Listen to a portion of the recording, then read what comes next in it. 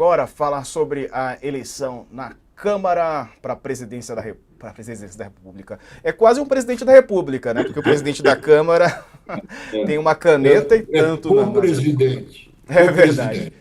Mas a notícia é essa, para a eleição da presidência na Câmara, é só no ano que vem, né? Mas as movimentações estão a todo vapor.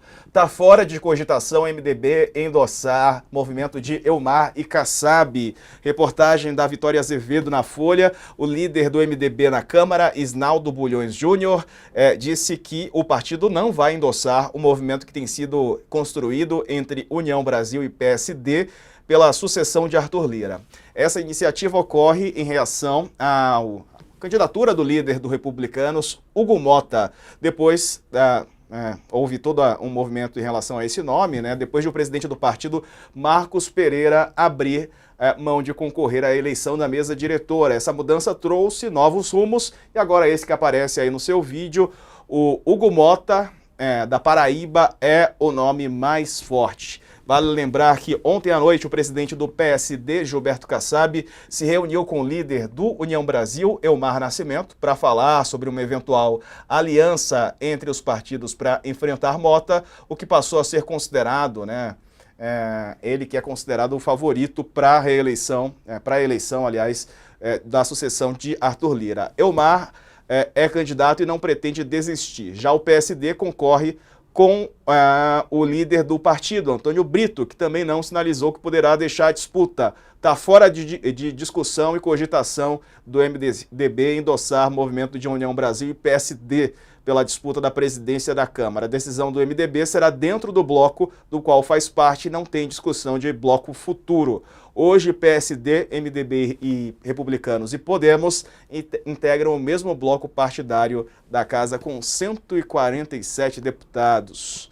Está aqui, então, o Hugo Mota. Thales, você tem apuração sobre essa sucessão na Câmara? A minha apuração, junto ao pessoal próximo ao Isnaldo Bulhões, que é líder do MDB, e ao Antônio Brito, que é o líder do PSD, é que os dois vão acabar desistindo de disputar a presidência da Câmara em favor do candidato do Republicanos, o Hugo Mota. Farão isso por quê? Bem, nesse momento eles só estão discutindo detalhes do que levam em troca. O Elmar Nascimento, que é o candidato da União Brasil, esse está mais resistente, porque ele está irritado com o fato de o Arthur Lira ter abandonado o apoio ao nome dele. A ideia de que anunciaria a candidatura dele, e o Arthur Lira está embarcando no Hugo Mota. O Hugo é o resultado da candidatura de um bloco montado em 2023. Não sei se você lembra, Couto. É o bloco MDB, PSD, Republicanos e Podemos. Foi criado. Foi o primeiro grande bloco a se criar na Câmara. Mentor era o Eduardo Cunha, né? Não. Depois, agora, depois da eleição do Lula, se criou esse grande bloco, que ia ser o grande bloco da casa. A reação do Arthur Lira foi criar um outro bloco, maior ainda, com a União Brasil, não sei o quê, e mostrar que ele tinha mais força. Mas esse bloco, MDB, PSD, Republicanos e Podemos, é um grande bloco, ainda existe. A última reunião desse grupo aconteceu na casa do Rodrigo Maia no dia 28 de agosto, mês passado, né? Foi depois dessa reunião que o Lira resolveu entrar no jogo e adiar o anúncio quase certo do Elmar como seu candidato. E por quê? Porque no dia 28 de agosto, num jantar na casa do Rodrigo Maia, que Arthur Lira, tomou conhecimento, os membros desse bloco, MDB, PSD, Republicanos, Podemos, acertaram que sairia dali o candidato. Isso que está dizendo agora o Isnaldo. Olha, a decisão vai ser dentro do nosso bloco. O Marcos Pereira, que é desse bloco, o Marcos Pereira é presidente nacional, deputado Marcos Pereira, presidente nacional do Republicanos. Ele achou, eu levo vantagem. E tentou se construir como um candidato de consenso desse grupo. mas ele acha que foi vetado pelo Gilberto Kassab. Ele teve segunda-feira com o Kassab, e o Kassab, ele foi pedir ao Kassab, olha, se eu conseguir o seu apoio e conseguir me consolidar como candidato de consenso, o Arthur Lira já disse que me apoia. Aí o Kassab disse, não vou poder te dar o apoio. E aí ele saiu achando que, fui vetado pelo Kassab. Não é bem assim. Kassab é o secretário de governo do Tarcísio de Freitas. Soube que a candidatura do Hugo Mota já estava sendo articulada pelo Arthur Lira, com apoio do Ciro Nogueira, que é presidente do PP, o partido do Arthur Lira, e do Jair Bolsonaro. Então, o Ciro Nogueira colocou o seguinte, olha, o Hugo Mota, o Ciro Nogueira é amicíssimo do Hugo Mota, e o Hugo Mota é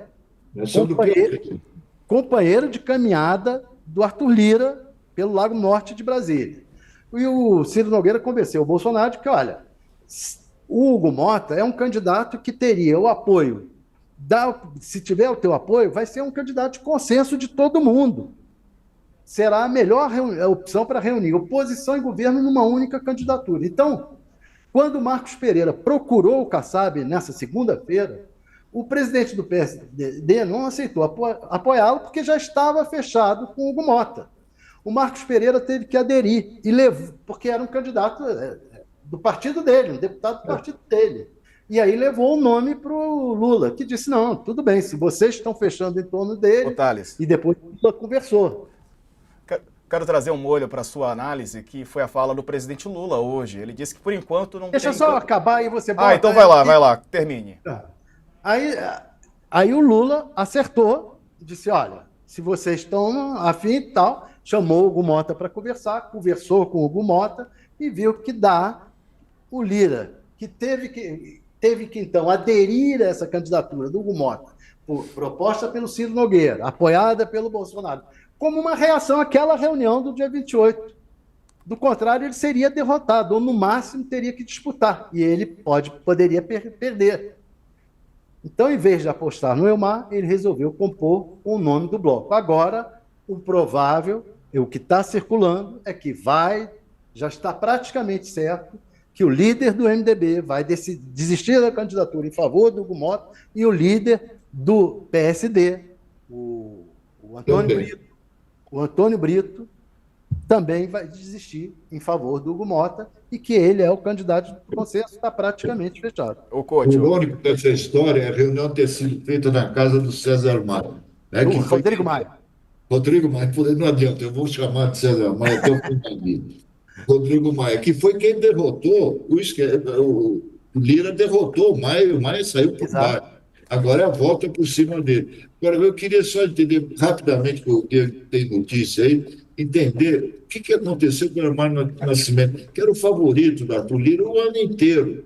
O que aconteceu que de repente deixou de ser? O que aconteceu é que o Arthur Lira viu que com essa... que ia perder. Que ia perder.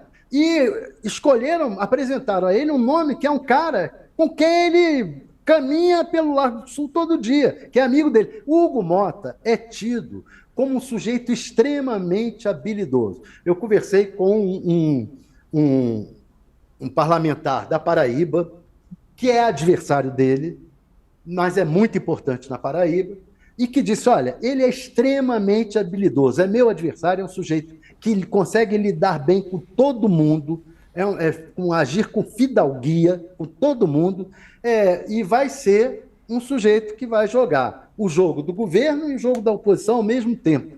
E, por estranho que pareça, é um cara novo e muito habilidoso.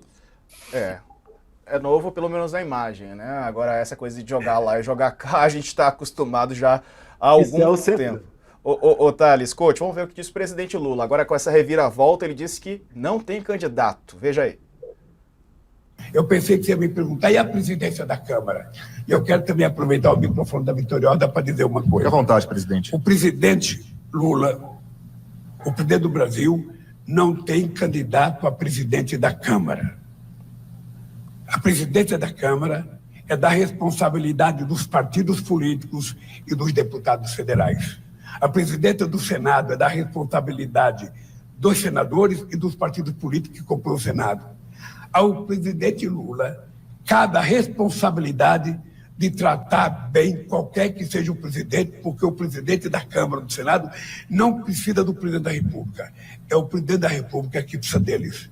Então, eu sempre tratei com respeito e é assim que eu espero que a Câmara eleja o melhor, que o Senado eleja o melhor, para que a gente tenha 2 anos de governo muito virtuoso a partir. É isso. Isso é uma vacina que o Lula quer para o União Brasil. O que ocorre? O Elmar está chateado da vida, achando que pode ter sido vetado. O Elmar o União Brasil é adversário do PT na Bahia. Pode ter sido vetado pelo PT da Bahia. Mas não é o caso. O caso do Elmar é que ele perdeu o apoio do Arthur Lira. E o Lula não tá dizendo o seguinte: olha, vocês aí é que escolheram, eu não tenho nada a ver com isso.